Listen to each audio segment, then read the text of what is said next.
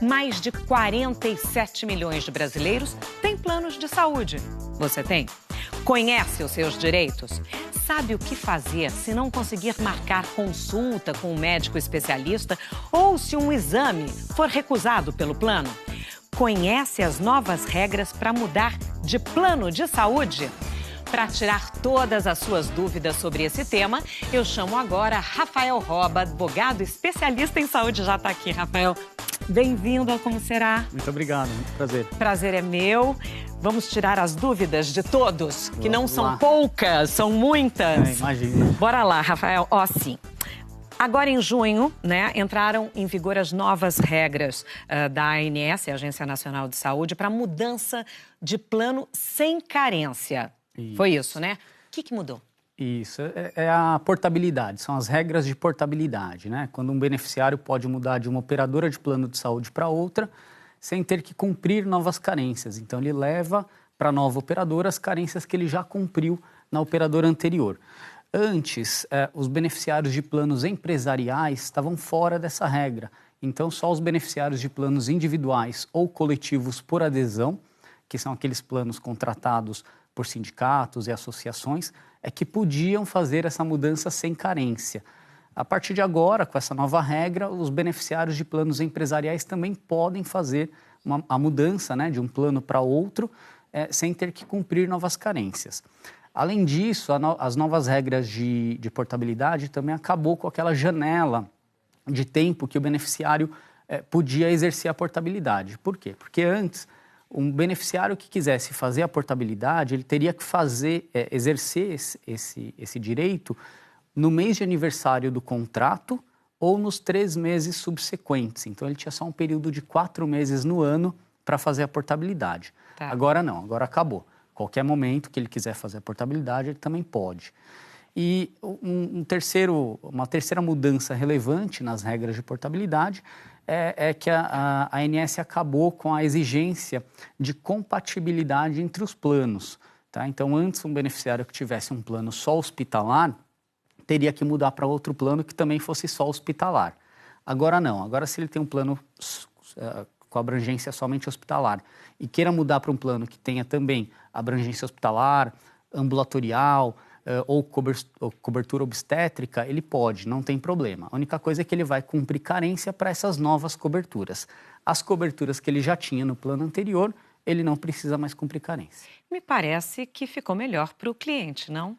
Sim, de fato, assim, existe um avanço aí para o consumidor, né? Melhor, porque mais de 60% dos beneficiários de plano de saúde estão em planos empresariais, né? Então, a maioria dos beneficiários de plano de saúde estavam fora da regra de portabilidade. Agora, eles entram, né, nessa possibilidade de exercer esse direito. Então, realmente é um avanço, mas exige uma fiscalização, um acompanhamento da agência para que as operadoras não neguem esse direito dos beneficiários. Rafael, a gente recebe muitas perguntas, né, pela internet, pelas redes sociais, pela rua, enfim, a gente vai acompanhar aqui. A Chayene nos mandou uma pergunta. Olá, eu gostaria de saber se com a mudança da portabilidade continuo com os mesmos direitos do meu plano de saúde.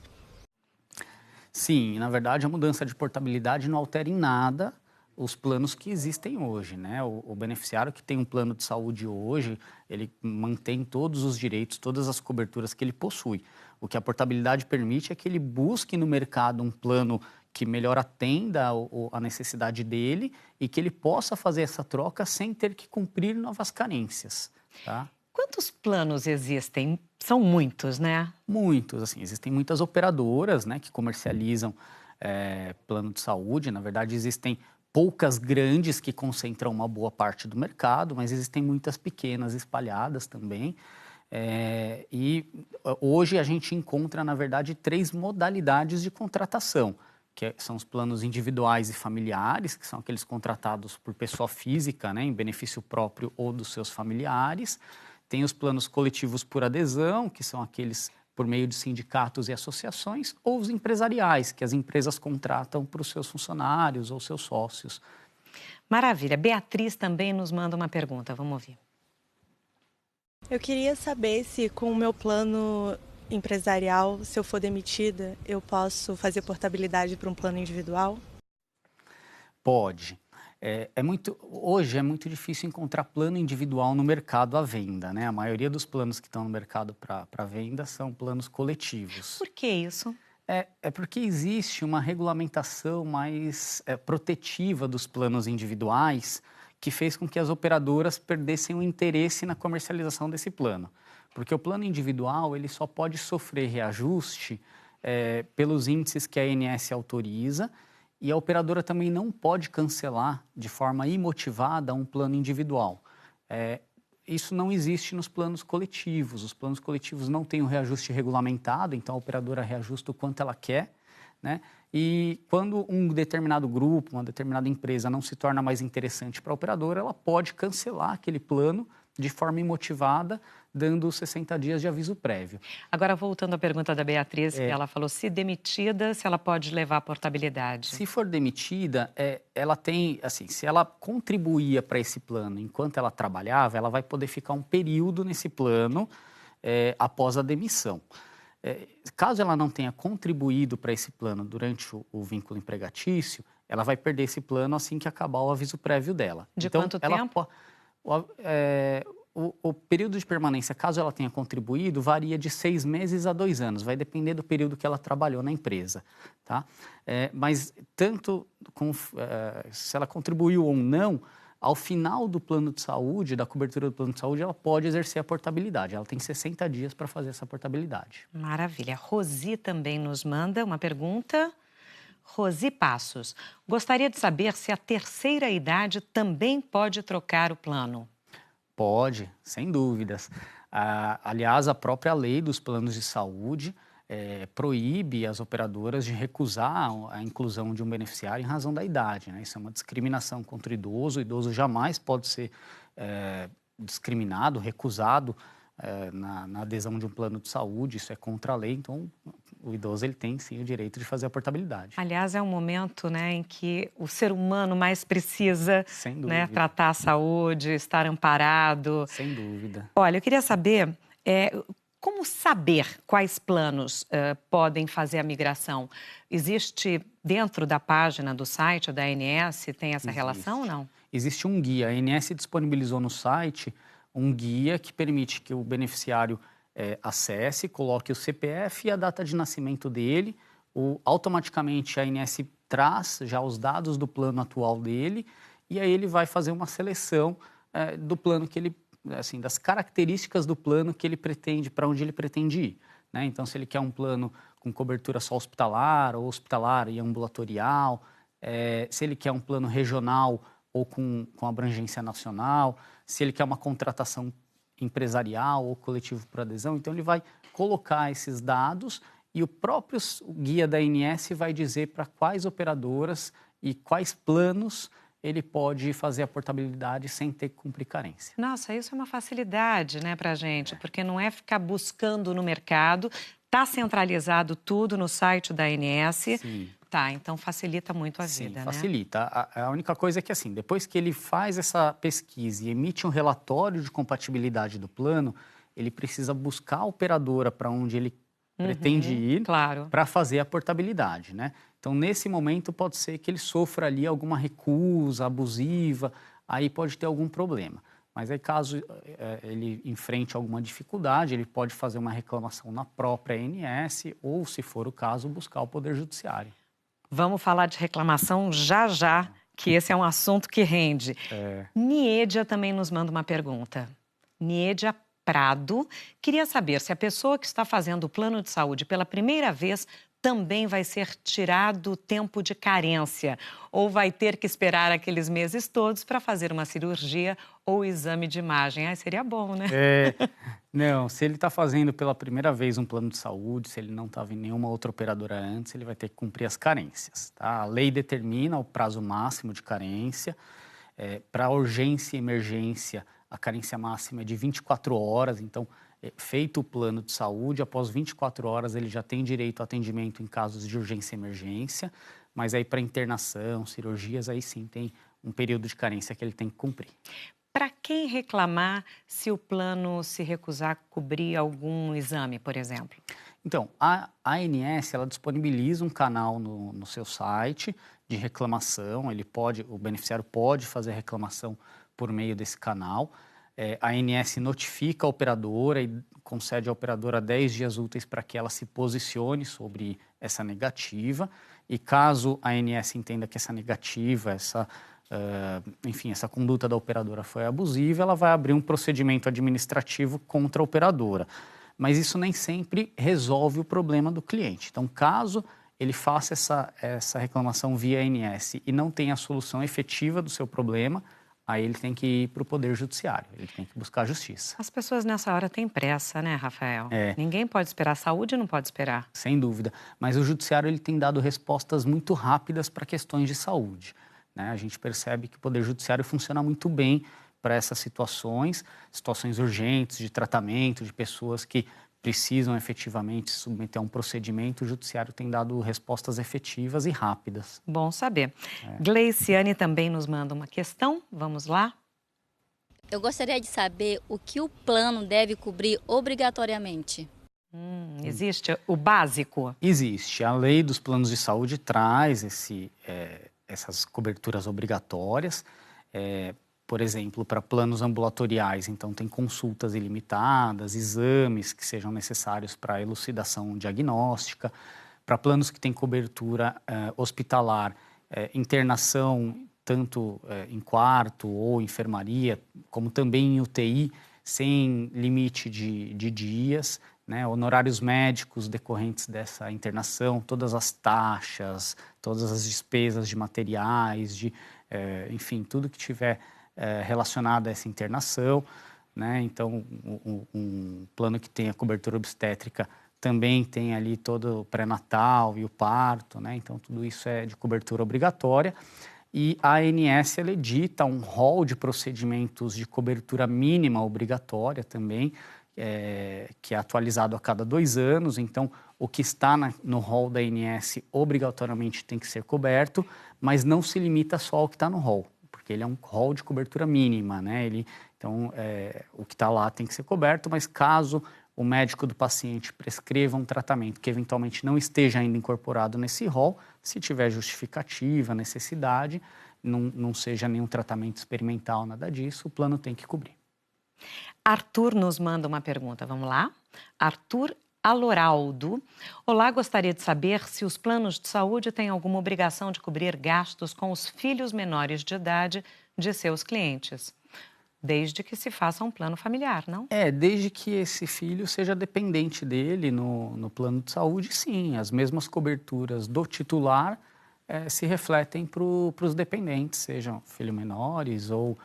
Até maiores de idade? Filhos... Até que idade vai? Olha, isso vai muito do que está no contrato do plano de saúde, tá? Geralmente, os planos colocam uma data limite de 24 anos, mas vai depender muito da relação contratual. Mas, geralmente, são filhos e cônjuge, né? Que têm direito a permanecer no plano como dependentes. Pais, mães... Então, esses são tratados como agregados. Então, assim, não tem obrigação, o plano de saúde não tem obrigação de aceitar esses agregados, mas pode aceitar. Caso tenha previsão contratual, o beneficiário titular pode incluir pais até 3º grau. Patrícia, vamos ver. Patrícia Passarelli. Tenho paralisia cerebral. Ao aderir ao plano de saúde, ele pode me considerar pré-existente, por isso me colocar carência para alguns procedimentos? Pode. Se ela não tem um plano anterior, pode. Se ela está contratando pela primeira vez o plano de saúde, porque a doença pré-existente é aquela doença que o beneficiário tem conhecimento no momento da contratação do plano. E aí ele precisa declarar na declaração de saúde, dizer que ele possui aquela doença e ela vai ser objeto de uma carência de até 2 anos, tá? Então, para procedimentos de alta complexidade, vai ter essa carência.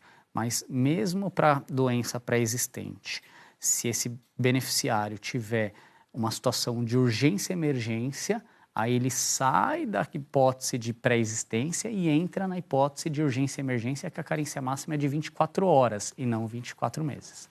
Perfeito. Tá? Gislene Almeida, plano de saúde pode limitar número de sessões para autistas? Eu acredito que seja terapia, fisioterapia. O autista geralmente precisa de um atendimento multidisciplinar. Isso é muito discutido no judiciário, porque as operadoras realmente limitam o número de sessões. O judiciário não tem admitido, né? Para quem busca a justiça entende que essas limitações não podem acontecer, porque o tratamento tem que seguir aquilo que o médico indica, né? E não limitações que estão eventualmente no rol da ANS. Porque, na verdade, o rol da ANS nem traz limitações. O rol da ANS, por exemplo, para consultas com psicólogo, o rol da ANS diz que, no mínimo, 40 consultas por ano têm que ser cobertas, né? E aí as operadoras acabam falando, eu só cubro até 40. Mas é no mínimo. Mas é no mínimo, exatamente. Então, às vezes, o beneficiário tem que buscar o judiciário e o judiciário tem dado respostas positivas para essas situações. Quer dizer, tem que buscar o judiciário mesmo quando está acordado um mínimo e não um teto. Quer dizer, você ainda tem que brigar pelo direito que você assinou. Geralmente, sim. Infelizmente, é um setor que enfim, contempla muitos conflitos, né? Muitos demais. Reembolso. Essa é outra polêmica. O que fazer quando não se consegue reembolso? O reembolso, assim, ele precisa ser contratado, né? Então, o plano de saúde, ele pode dar cobertura só para atendimento na rede credenciada, ou ele pode permitir também que o beneficiário utilize a sua livre escolha, profissionais ou hospitais, e submeta isso a um pedido de reembolso. E esse reembolso ele vai ter uma limitação. Ele geralmente segue uma tabela da própria operadora.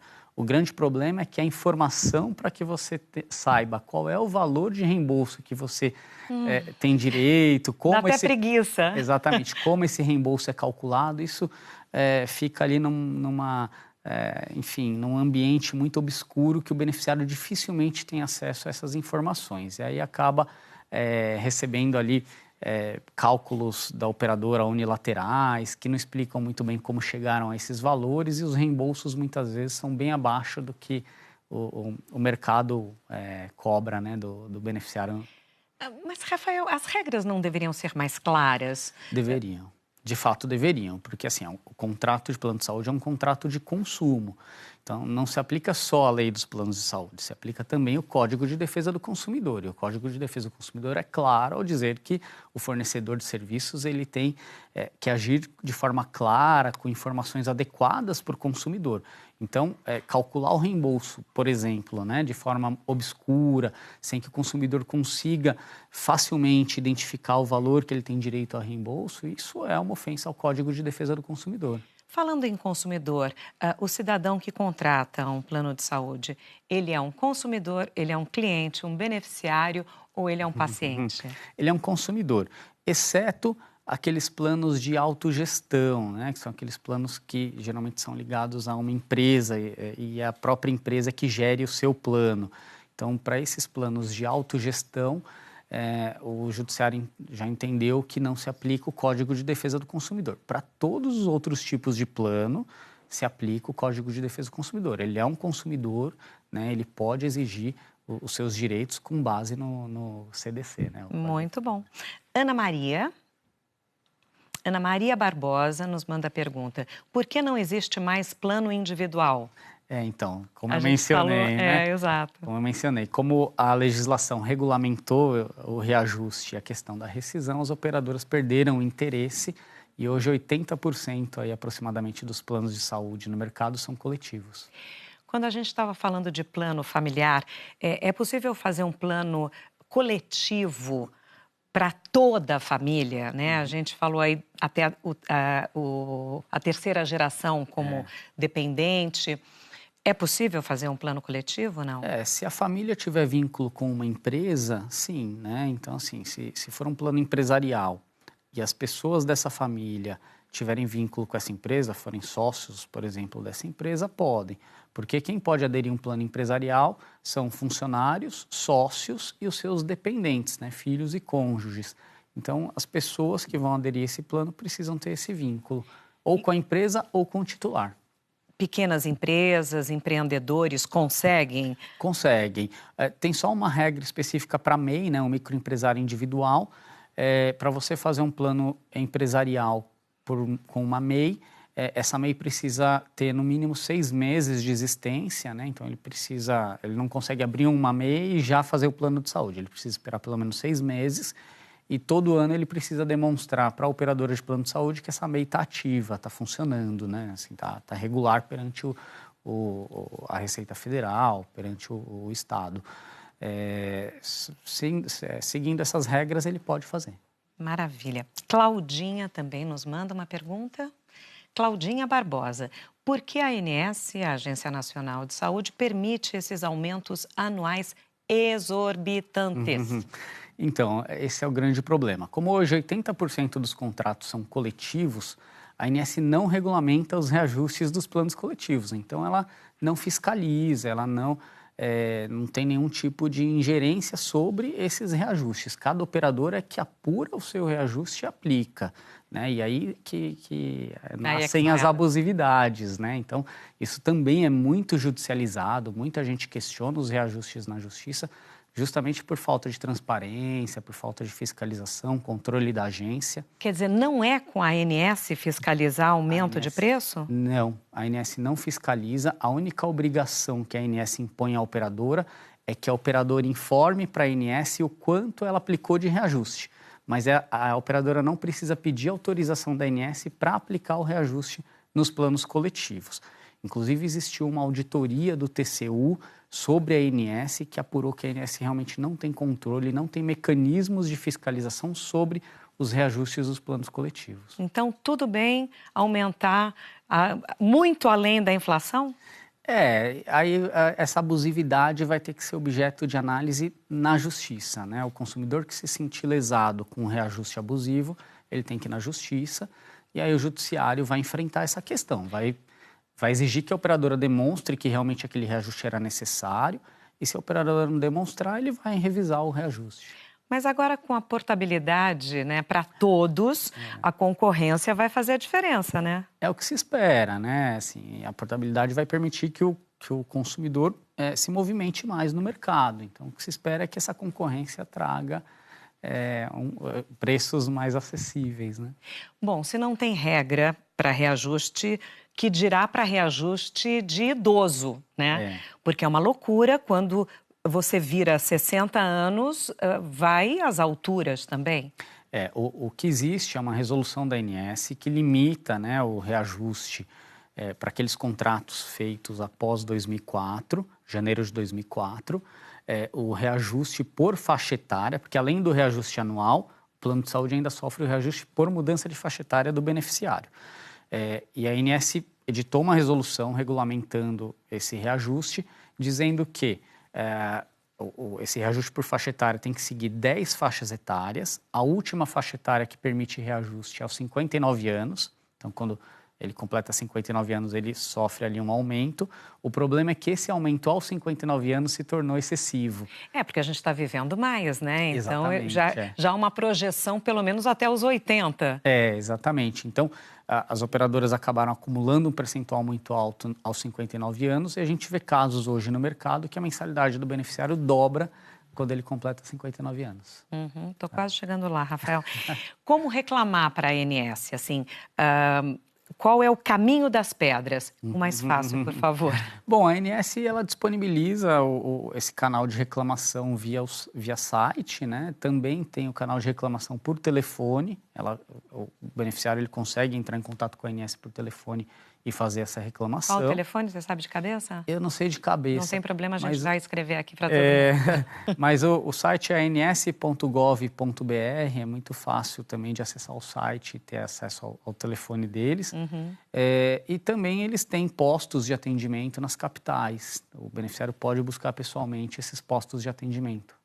Para encerrar, dicas para quem está nos assistindo e quer contratar um plano de saúde. Quais são os pontos básicos que a pessoa deve procurar?